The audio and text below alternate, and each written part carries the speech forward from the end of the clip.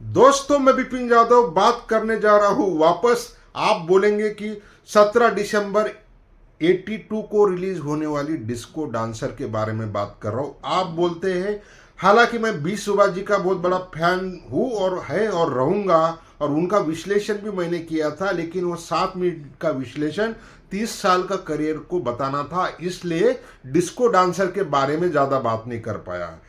देखो, होने को होना था, जो मंजूर होता है वही होता है। बात तो बिल्कुल सही है, लेकिन कुछ अच्छा होना है तो आदमी को पता चल जाता कि मेरा जो होगा अच्छा होगा। बी सुभाष जी ने इसके पहले 2-3 पिक्चर किया था, लेकिन वो बात नहीं बन रही थी जो उनको डिस्को डांसर में दिखाई देने वाला था। हालांकि उस दौरान तो बहुत हीरो थे, मतलब मिथुन चक्रवर्ती के मुकाबले अगर जो थे कंपटीशन में, वो थे ऋषि कपूर और जितेंद्र। और इतना अंदाजा आ चुका था कि बी सुभाष को अंदाजा था। ये विशेष विश्लेषण इसलिए दे रहा हूं कि इसको किसी को पता नहीं, इस चीजों के बारे में मैंने भी बहुत सटीक विश्लेषण जानने की कोशिश किया। होना भी चाहिए। अगर आज के दौर में आप जानोगे तो बी सुभाष के असिस्टेंट रह चुके और हरमेन बाविजा बहुत बड़ा आर्टिस्ट था और उसके बहुत पिक्चरें भी आ चुके थे। और उनके जो डैडी थे हरी बावेजा, जिन्होंने दिल वाले बहुत कुछ पिक्चरें बनाई है, तो वो साक्षात थे डिस्को डांसर में भी। तो सारे लोगों का विश्लेषण के साथ में सटीक विश्लेषण देने की बात कर रहा हूं, क्योंकि उनको मालूम था कि बी सुभाष को कि ऋषि कपूर और जितेंद्र उसके हाथ में आने वाला नहीं है। तो ऐसा ट्राई किया जाए जो टैलेंटेड लड़का हो, जो मतलब वो कैरेक्टर भी जो था स्लम का है, स्लम का लड़का लगने वाला भी हो। तो बिल्कुल मिथुन कहीं ना कहीं फिट हो रहा था, और मिथुन भी इस ताक में था कि उसके साथ कोई ऐसी फिल्म आ जाए तहलका मचाने के लिए। वो भी बेताब था, लेकिन सही रोल सही दिशा मिल नहीं रही थी। जितना हताश नहीं बोल सकते, जितना जज्बाती था मिथुन चक्रवर्ती, उतना ही जज्बात बी सुभाष के साथ था। बी सुभाष और जब ये सारी चीज टीम मिलती है तो बहुत कुछ बड़ा होता है। जब बेसिक आइडिया, बेसिक सारी चीजें जब मिथुन चक्रवर्ती को जब बताया गया, तो मिथुन चक्रवर्ती ने देरी नहीं किया, बिल्कुल बोल दिया फिल्म बनाओ, मैं आपके साथ हूं। पैसे का तो टेंशन था ही नहीं, क्योंकि मिथुन को भी लग गया था कि कुछ बात तो जरूर होने वाली है। उतना ही जोश भर दिया था बप्पी लहरी को, और बप्पी लहरी ने भी बहुत मेहनत किया था। अनजान और फारूक कैसर के गानों ने तो 4 चांद लगा दिया था, लेकिन स्टोरी स्क्रीन प्ले में मास्टर बी सुभाष के साथ जो नाम जुड़ा था वो है डॉक्टर रहीम मासूम राजा। जबरदस्त उर्दू के शायर थे, उर्दू पोएट थे, और लिखान में उनकी बहुत मास्टरी थी, और उतना ही शानदार डायलॉग उन्होंने लिखे। ये सारा खाका बनते बनते जब जिमी जिमी सॉन्ग की जब बात आई, तो उसके अंदर इतना क्राउड था कि पूछो मत।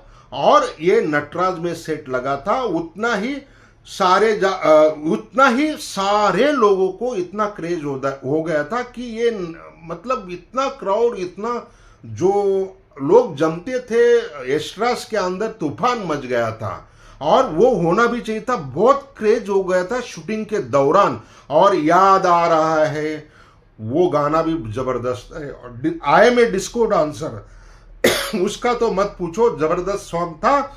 और फिर वो करामत जब आदमी की कुछ शूटिंग हो गई थी, बी सुभाष ने भी अपना एक और रंग दिखाना शुरू किया कि उन्होंने राजेश खन्ना को लाया गेस्ट अपीयरेंस में। सोचो 81 में उनका बहुत बड़ा टॉप पीरियड था, लेकिन राजेश खन्ना भी एग्री हो गए काम करने के लिए। गोरो की ना कालो की, ये जो सॉन्ग रिकॉर्ड हुआ उसमें राजेश खन्ना भी थे। तो ताना बाना सब तैयार हो गया। और मैं ये विश्लेषण आप याद रखो, बाकी कुछ नहीं बोल रहा हूं। मात्र 30 से 40 लाख में बनने वाली पिक्चर, उस जमाने के इतने सेट सारी चीज करने के बावजूद भी बॉम्बे सेंटर में रिलीज किया था BRA पिक्चर ने। BR चोपड़ा नहीं बोल रहा, BRA पिक्चर ने रिलीज किया था। और उस जमाने की बात करो तो बॉम्बे इलाके में अकेले बॉम्बे होता था। उस जमाने में पनवेल नहीं ज्यादा पॉपुलर था बॉम्बे के अंदर। और उस जमाने में थाना इतना था नियर बाय, मतलब उसके अंदर सबन जो बात कर रहा हूं, तो कम से कम 6 करोड़ का बिजनेस। और दिल्ली यूपी उस जमाने में हुआ करता था, अभी दिल्ली एनसीआर हो गया, तो वो लगभग 6 से 7 करोड़ दिल्ली के आसपास के इलाके, एनसीआर नहीं बोल रहा हूं, दिल्ली यूपी के जितने भी बड़े बड़े सेंटर है, लखनऊ इलाहाबाद जो भी सारे होते थे, वो इतनी रकम जबरदस्त कमाई थी। सीपीसीआई राजस्थान और ईस्ट के कुछ इलाके जो साउथ से कनेक्ट होते थे, साउथ इंडस्ट्री से, और वो ऐसी हवा फैल गई कि इसको तमिल तेलुगु में भी बनाया गया है। और विश्लेषण के साथ बताता हूं कि करीब 25 से 30 करोड़ का बिजनेस आज के हिसाब से अगर मैं कैलकुलेट करूं तो उसका जो लेखा जोखा होता है 250 से 300 करोड़ से भी ज्यादा होता है।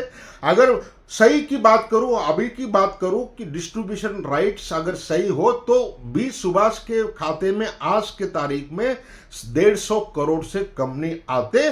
लेकिन उस जमाने में डिस्ट्रीब्यूटर और प्रोड्यूसर का इतना गहरा नाता था, film hit flop doesn't matter करता था, अपने दोस्ती यारी निभाते थे। 30-40 करोड़ लाख में बनाने वाली पिक्चर अगर बी सुभाष को 20-25 लाख का फायदा हो गया था, और बाद में डिस्ट्रीब्यूटर ने कुछ कमीशन मतलब एक्स्ट्रा राशि दी थी, जो एक्स्ट्रा अमाउंट हो गया था, ओवरफ्लो उसको बोलते थे, वो भी कम से कम 15 से 20 लाख रुपया होता था। तो देखो कैसे फिल्म की माध्यम से, और ये फिल्म बिकने में भी इतनी आसानी रही क्योंकि बी सुभाष का ये पहला प्रोडक्शन था, उसके बावजूद उनका इतना नाम हो गया, वो गाड़ी इतनी रूटीन पे आ गई। 81 से शुरुआत हुई, सीधा 95 तक तहलका मचाती रही। वो बात अलग है, वो जाम, वो रंग, वो मजा, वो एक्साइटमेंट 95 के बाद बी सुभाष जी नहीं दे सके, वो अलग बात है। लेकिन उन्होंने जो रंग जमाया मिथुन चक्रवर्ती रॉक स्टार के साथ, वो रंग 81 का आज भी डिस्को डांसर कोई भूल नहीं सकता। एक ही नाम है, रॉक स्टार मिथुन चक्रवर्ती को सलाम। इसी विश्लेषण के साथ मैं अपना सटीक विश्लेषण भी खत्म करता हूं। इस वीडियो को लाइक शेयर नहीं बनेगा तो बात नहीं बनेगी।